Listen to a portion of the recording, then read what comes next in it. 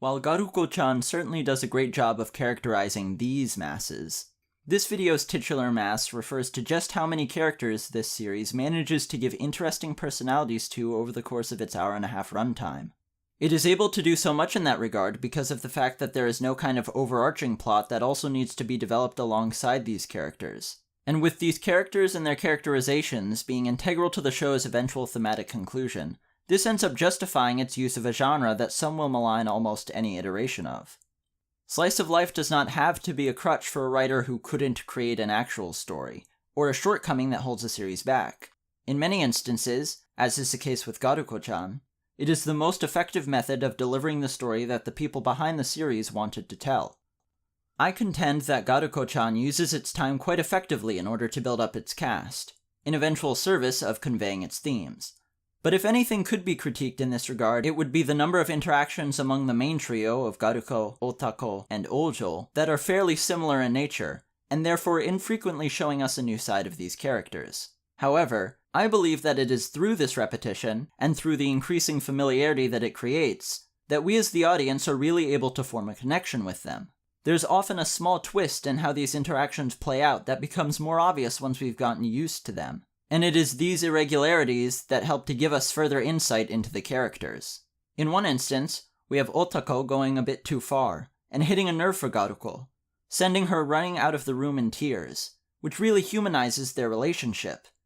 In real life, if you have friends you often tease, there will likely be occasions where that goes too far and causes conflict.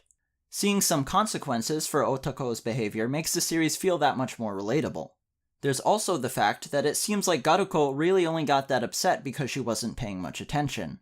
Her reaction seems a bit extreme, but if she was sort of zoning out during Otako's rambling as she appears to have been, and really only picked up on, "you won't be able to be a mother," it makes a lot more sense. We can also look at the scene where Ojo tries to emulate Otako's style of teasing. Her desire to do so, and her two friends' immediate realization of what she's doing demonstrates a strong self-awareness by all of them of their own group dynamic.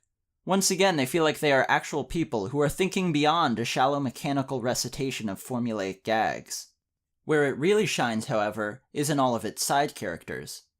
We've got Bomuo, this kid who seemed like a bit of a loner that just tried to keep his head down and resented Garuko for how outgoing and seemingly vapid she was, but whose worldview gets a radical shift when Garuko extends some real kindness towards him, by fixing up his bedhead.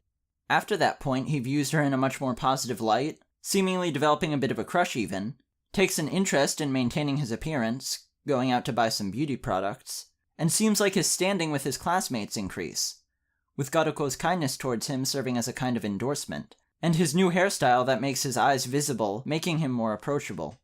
There's Charao, who, while sharing that pubescent awkwardness towards sexual topics with his male peers, is at least confident and comfortable enough to strike up some teasing conversation with Garuko.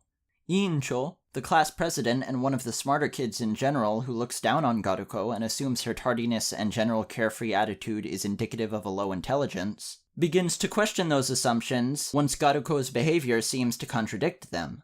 There's Nikuko, referred to as full-figured, but noteworthy for her athletic prowess in spite of what her appearance may lead some to assume. I could go on as well, I haven't even touched upon all of them. What makes this cast so interesting is that for many of them they aren't one note. Suppo is normally a quiet, somewhat serious guy, but all of a sudden we find out that he's got this neurotic streak about his haircut, which is simultaneously not something we would have expected, but also something that makes sense within the context of him being so straight-laced. A number of them also experience some real evolution. Characters like Incho and Bomuo have their impressions of Garuko subverted by the caring person who is attentive to others' problems that she reveals herself to be. This brings us to the themes of this series, which mainly center around this subversion of our expectations when it comes to other people. This theme also justifies this series' use of the oft-maligned high school setting, so let me note that here before moving on. High school is a place of cliques and ascribing archetypes to people, and Galko-chan is about breaking free from those stereotypes. The two most prominent examples of this are of course Garuko and Otako, who realized the series' theme in the final episode.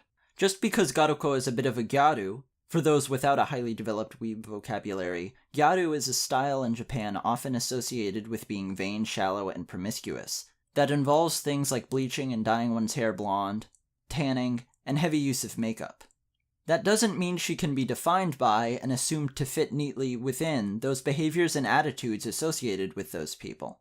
Sure, she definitely enjoys chatting about, like, this new lip gloss, oh my god, with her gyaru friends, but she's also very conscientious and helpful. Otako is indeed an otaku, but that doesn't mean she doesn't also enjoy the presence of people, and engaging in some witty banter. You see this subversion of expectations in much of the supporting cast as well. Nikuko being athletic in spite of her size, Metako being a metalhead who's friends with the weird, dreary-looking Okako in spite of seeming like your regular Taylor Swift-listening gal, Oji not defying one's perceptions of her, but defying societal norms by being fairly androgynous, and dressing out of uniform towards that end. Don't reduce people to what you expect them to be after your initial judgment is a somewhat common sentiment in media, but I've never seen it explored in a way that I found as engaging as Galko-chan's approach. Even before it states the message outright, it is conveyed to us through all of these characters that largely feel like they have personalities and lives outside of the boundaries of the series, defying what we would expect of them in an 8-minute per episode series, namely shallow, one-dimensional characterization that serves only to tell some gags.